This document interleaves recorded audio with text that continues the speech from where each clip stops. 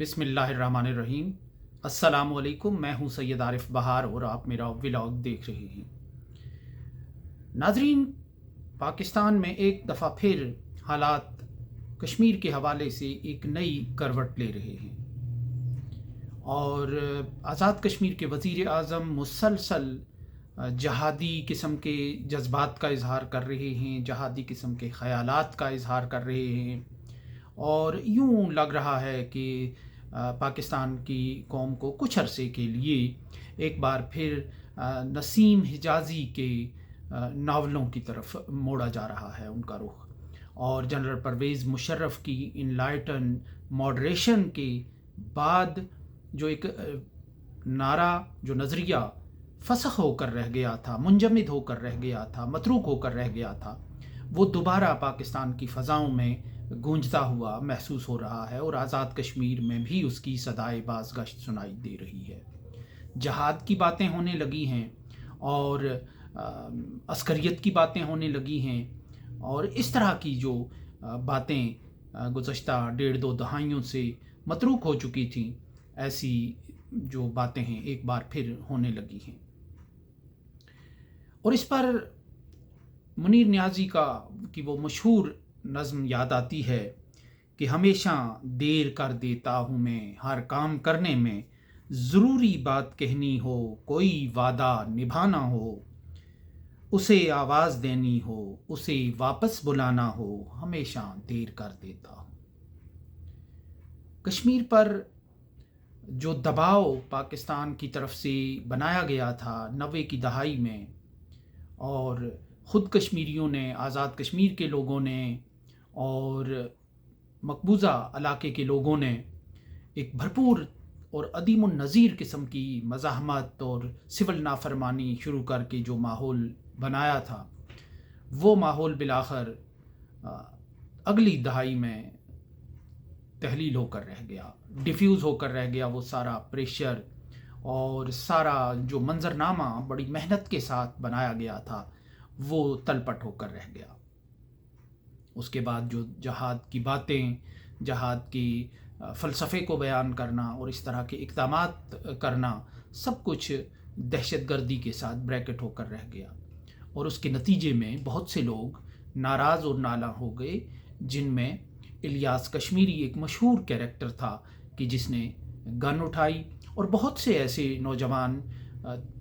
लोग मौजूद थे जो मुनहरिफ हो गए हालात से और जिन्होंने ये कहा कि अब हम आपका नया स्विच दबने के नतीजे में अब हम इस सारी सूरत हाल को लपेट नहीं सकते। और इसके नतीजे में फिर एक नई फ्रस्ट्रेशन और एक नई शोरश और नई शिद्दत पसंदी ने जन्म लिया। फिर आगे चलकर जब अक़वाम मुत्तहिदा के ज़रिए अमेरिका और भारत ने मिलकर पाकिस्तान की जो चूलें हैं वो कसने का, उसके पेच कसने का जो एक अमल शुरू किया अक़वाम मुत्तहिदा के छितर छाए तले, तो उसके नतीजे में फिर पाकिस्तान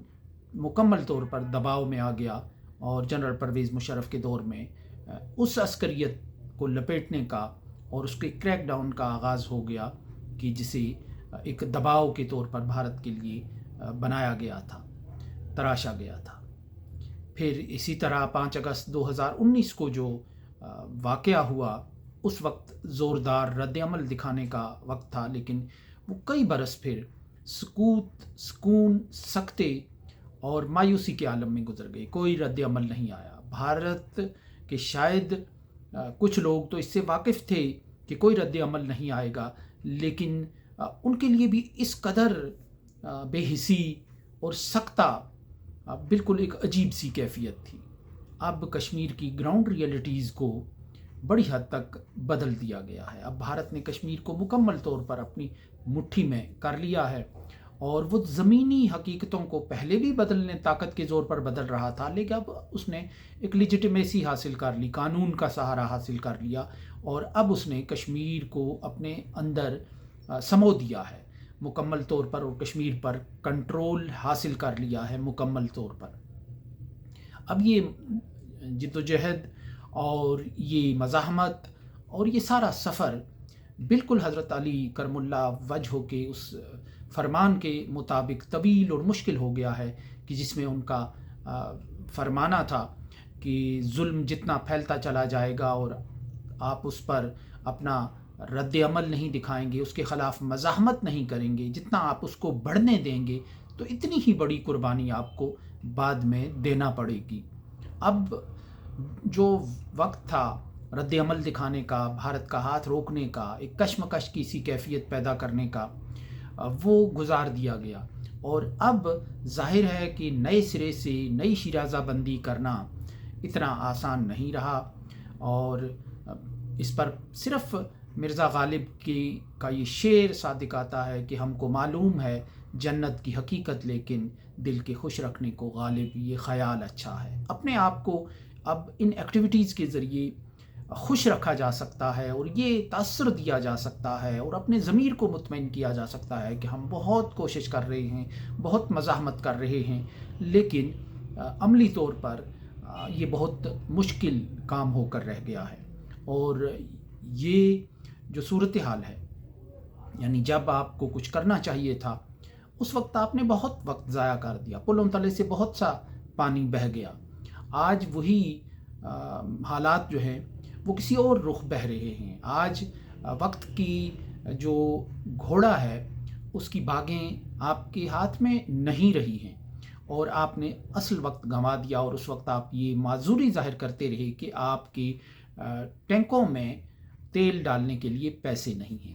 اب جو آپ کے برادر ملک ہیں جو تیل فراہم کرتے ہیں، وہ بھی کشمیر کے جو بدلے ہوئے حالات میں سرمایہ کاری کرنے کے لیے مرے جا رہے ہیں، دوڑے جا رہے ہیں۔ گلمرگ، پہلگام میں کشمیر کے کھیتوں، کھلیانوں، دھان کے کھیتوں اور باغات میں فیکٹریاں لگانے کی ایک دوڑ شروع ہونے جا رہی ہے، اور وہاں سرمایہ کاری کرنے کا ایک ماحول بن رہا ہے۔ تو اب وہ جو لوگ، جو برادر ٹینکوں میں ڈالنے کے لیے تیل دیتے تھے یا مفت تیل فراہم کرتے تھے، وہ اگر وہاں سرمایہ لگائیں گے تو پھر آپ کس طرح ان کی سرمایہ کاری کو کیسے کوئی خراب کر سکتا ہے؟ تشدد کے ذریعے، جہاد کے ذریعے، عسکریت کے ذریعے، تو کیا اس کی اجازت ملے گی؟ اگر جس طرح آپ نے اپنے ہاتھ پاؤں باندھ کر رکھے ہیں اس طرح تو یہ ممکن نظر نہیں آتا، جب تک کہ آپ اپنے ہاتھ پاؤں کھولیں گے نہیں مجموعی طور پر، ملکی سطح پر، تو اس وقت تک یہ آپ نے یہ اصل جو ٹائم ہے وہ تقریباً ضائع کر دیا ہے۔ ہمیشہ دیر کر دینے والی بات کوئی نئی نہیں ہے، یہ وہی صورتحال ہے کہ 1962 میں جب چین اور بھارت کی گھمسان کی جنگ چل رہی تھی، اور چین نے پیشکش کی تھی پاکستان کی قیادت کو، ایوب خان کو، کہ پاکستان اس جنگ میں شریک ہو جائے۔ بھارت نے اس کو چین نے اس کو انگیج کر لیا ہے، اور پاکستان کشمیر میں پیش قدمی کر کے اس سے حاصل کرے، لیکن امریکیوں نے اس وقت بھی اپنا اثر رسوخ استعمال کر کے پاکستان کو اس معاملے میں آگے بڑھنے سے باز رکھا، روک دیا۔ اور پھر جب یہ وقت گزر گیا، جنگ بند ہو گئی بھارت اور چائنا کی، تو امن ہو گیا، معاہدہ بھی ان کے درمیان ہو گیا، تو پھر 3 سال کے بعد 1965 میں پاکستان نے آپریشن جبرالٹر کا آغاز کیا، اور پھر اسے تنہا وہ جنگ لڑنے کی اس نے کوشش کی کہ جو ایک بڑے فریق اور اتحادی کے ساتھ مل کر اسے لڑنے کی پیشکش ہو رہی تھی، یا جس کا پوٹینشل اور امکان موجود تھا۔ تو اس کا نتیجہ یہ نکلا کہ وہ جنگ ہار گئے، آپریشن جبرالٹر بری طرح ناکام ہو گیا، کشمیری اس سے لا تعلق رہے، کشمیریوں کو اعتماد میں نہیں لیا گیا، اور بھارت نے اس آپریشن جبرالٹر کے نتیجے میں پنچ کے علاقوں میں ایک قیامت برپا کی، وادی پر بھی اپنی گرفت مضبوط کر لی اس کے نتیجے میں، اور ہاتھ کچھ بھی نہیں آیا۔ ایک بڑی جنگ تھی، اور جو انٹرنیشنل بارڈر پر بھی لڑی گئی، اور جسے ہم جنگ 65 کے نام سے یاد کرتے ہیں، اور 6 ستمبر کو جس کی یاد منائی جاتی ہے۔ تو اس طرح وہ لمحہ جو فیصلے کا تھا وہ ہم نے گنوا دیا۔ اسی طرح جو 90 کی دہائی تھی اس میں بھی ایسی کیفیت پیدا ہو گئی تھی، ایسے حالات پیدا ہو گئے تھے کہ جب بھارت کے فوجی اپنے کیمپوں میں کانپتے تھے، لرزتے تھے، اور خاصی مشکل صورتحال تھی۔ بھارت کے صحافیوں سے ہمارا انٹریکشن ہوتا تھا، وہ کم از تقریباً روتے ہوئے یہ داستانیں بیان کرتے تھے کہ جی یہ دہشت گرد جو ہے وہ کیمپوں میں گھستے ہیں اور بچوں کو مارتے ہیں اور فیملیز کو مارتے ہیں فوجیوں کی، اور فوجیوں کو مارتے ہیں. تو اس طرح کسی کیفیت، لیکن وہ وقت گزر گیا. تو اس لیے یہ جو اب صورتحال دوبارہ سے پیدا ہو رہی ہے، یہ سوئچ آن آف کرنے والی ایک ایسی صورتحال ہے، ایک ایسی کہانی ہے. اس میں ایک فرق بہت آ گیا ہے کہ وقت بدل گیا ہے، لوگ بدل گئے ہیں، لوگوں کے مزاج بدل گئے ہیں، لوگوں کو بہت سی چیزیں عیاں ہو گئی ہیں اور وہ بہت سی حقیقتوں کی تہ میں آ گئے ہیں. اور اب اس صورتحال میں لگتا نہیں ہے کہ یہ سکہ جو ہے یہ رائج الوقت بنے گا، اس بازار میں یہ چل سکے گا، دنیا کے اس کاروبار میں، اس بازار میں یہ سکہ دوبارہ چلے گا. کیونکہ لوگ یہ سمجھتے ہیں، ابھی وہ جنریشن زندہ ہیں، وہ سلامت ہیں، انہوں نے سب کچھ اپنی آنکھوں سے ہوتے دیکھا ہے کہ ایک سوئچ دبانے سے جہادی جذبے پھوٹ پڑتے ہیں، کارواں چل پڑتے ہیں اور ماحول بن جاتا ہے. پھر وہی سوئچ کوئی دوسری شخصیت آ کے دباتی ہے تو وہ سارا ماحول بدل جاتا ہے، سارا منظر بدل جاتا ہے. جو ناخوب ہوتا ہے وہ خوب ہو جاتا ہے، اور جو خوب ہوتا ہے وہ ناخوب ہوتا ہے. تو جو لوگ اس کے ایک بہت بڑی نسل اس کی جو چشمدید گواہ ہے، اور یوں بھی جو نئی جنریشن آ رہی ہے بڑی باشعور ہے، وہ حالات سے سبق سیکھتی ہے، اس کو اس کے بہت سے سوالوں کا اس ساری صورتحال میں سامنا کرنا پڑے گا.